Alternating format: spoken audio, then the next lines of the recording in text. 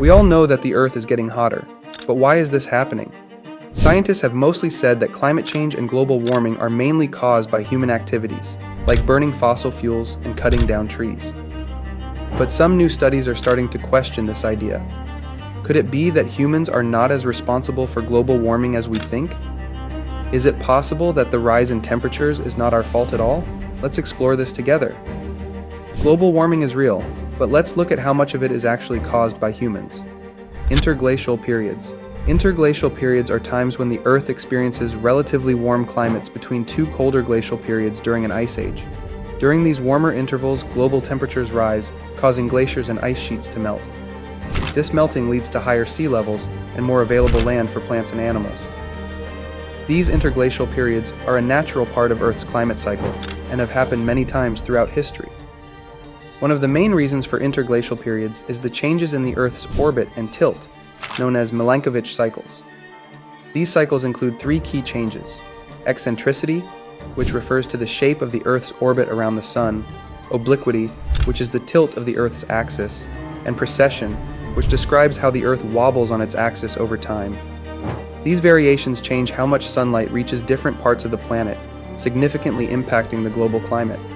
One of the most famous interglacial periods is the Holocene, which started about 11,700 years ago and is still ongoing. During the Holocene, global temperatures have remained relatively warm, allowing human civilization to develop and thrive. Another significant interglacial period is the Eemian, which occurred around 130,000 to 115,000 years ago. During the Eemian, temperatures were even warmer than those in the Holocene, and sea levels were several meters higher than today. Interglacial periods have a considerable impact on the environment and biodiversity. Rising temperatures lead to the melting of ice sheets and glaciers, resulting in rising sea levels that can flood coastal areas. The study of these periods is essential for understanding current climate change.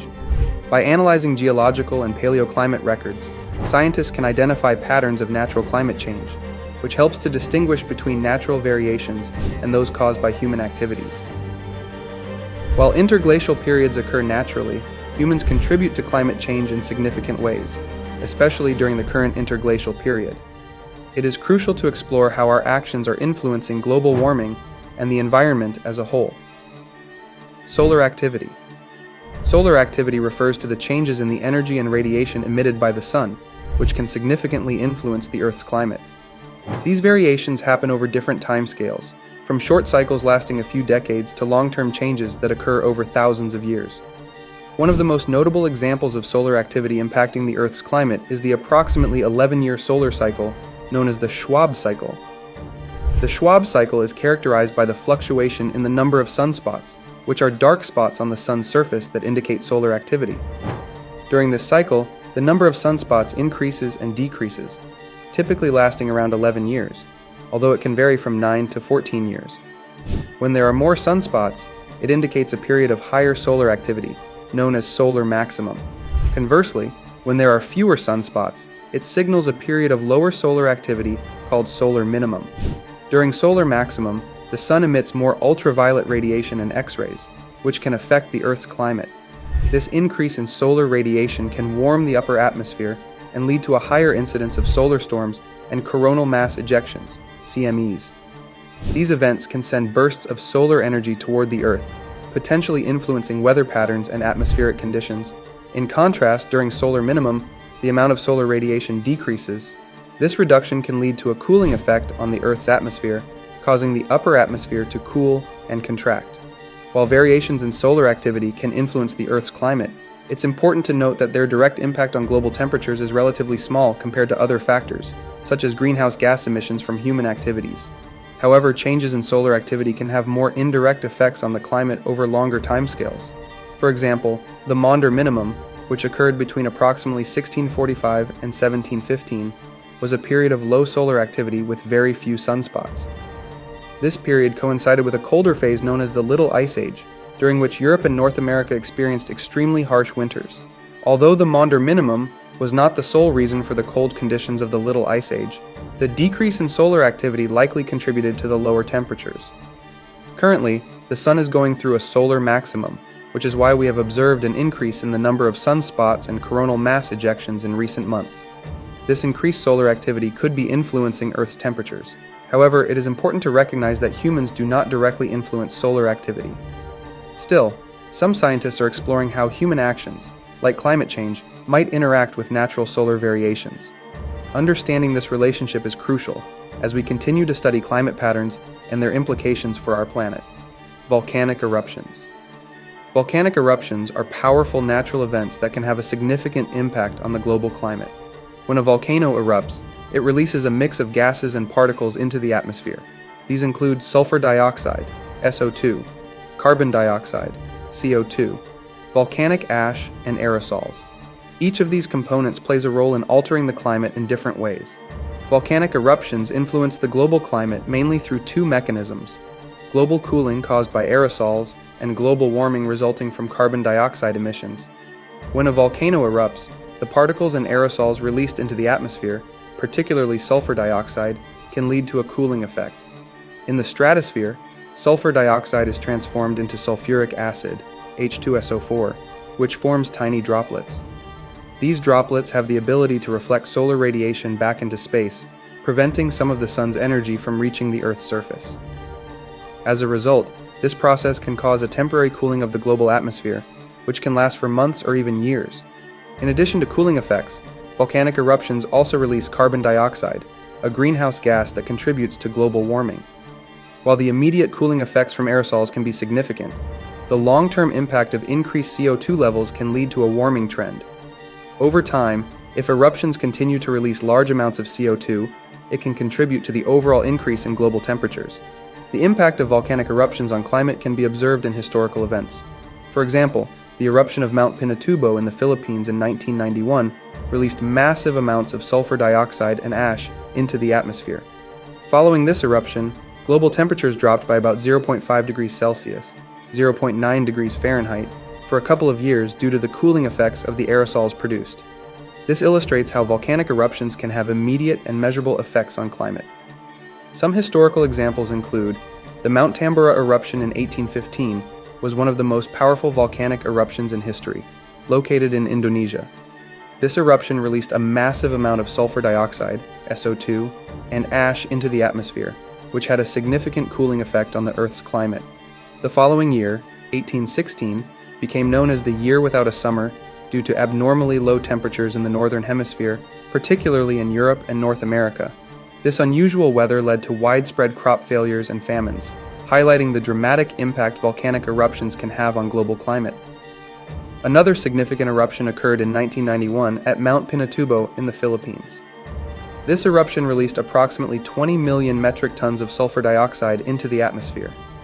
The cooling effect from this eruption was substantial, resulting in a decrease in global temperatures by about 0.5 degrees Celsius, 0.9 degrees Fahrenheit, over the following years. This illustrates how volcanic eruptions can have both immediate and lingering effects on climate patterns. In addition to sulfur dioxide, volcanic eruptions also emit carbon dioxide, CO2, which contributes to the greenhouse effect.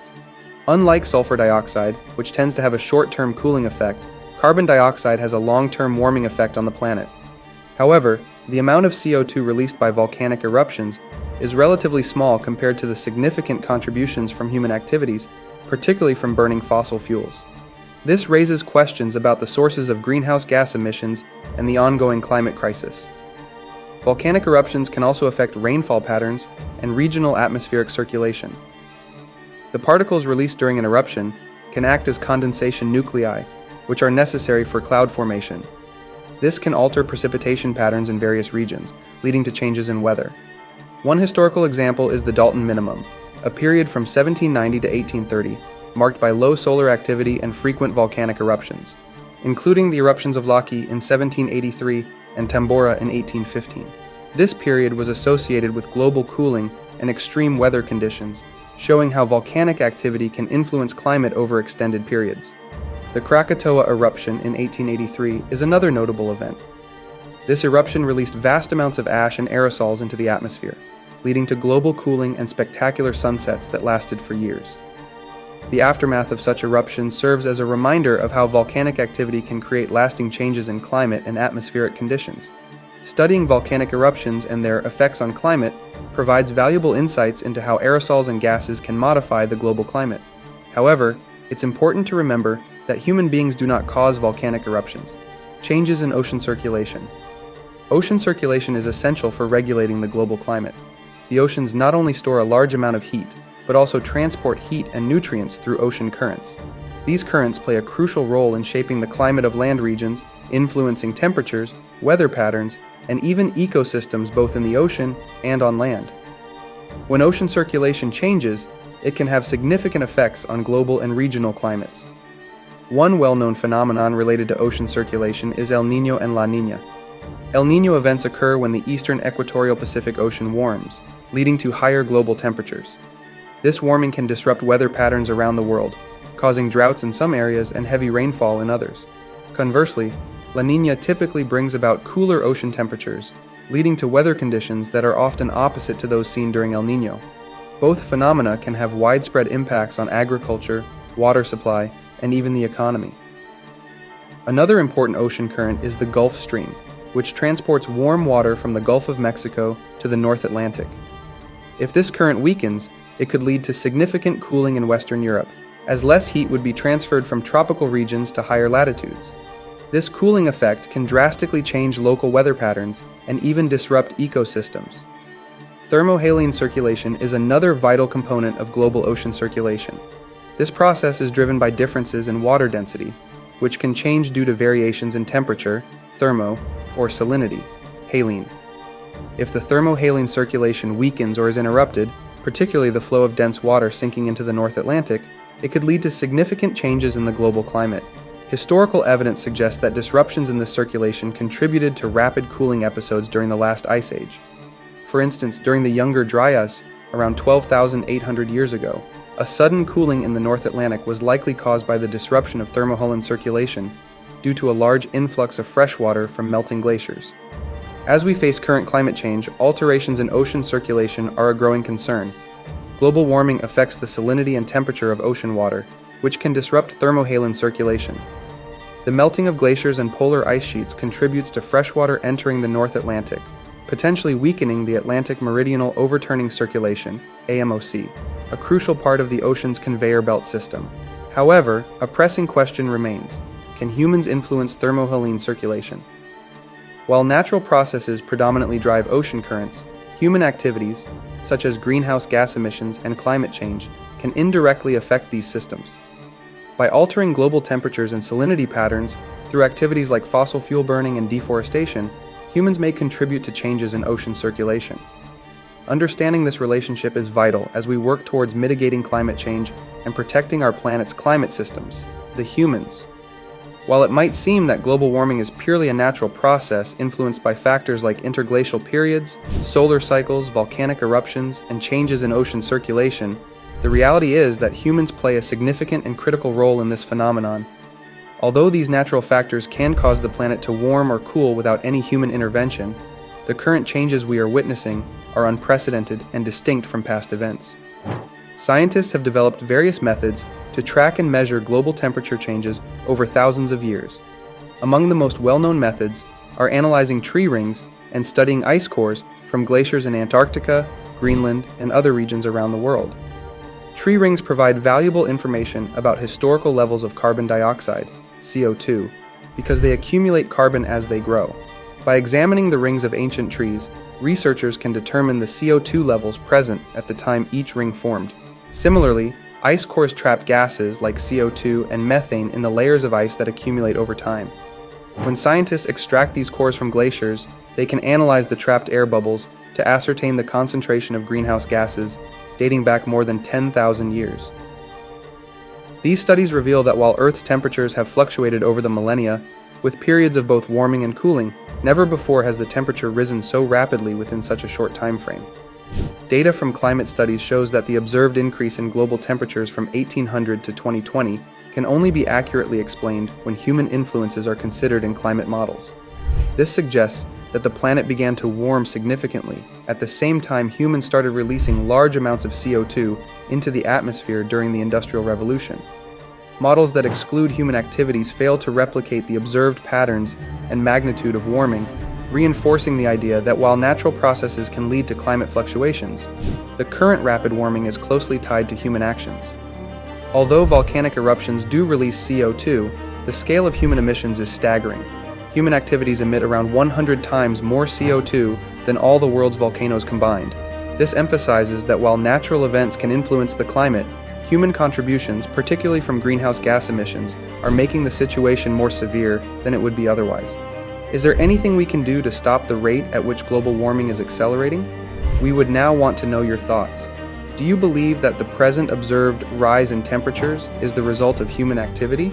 Kindly give us your thoughts by leaving a comment.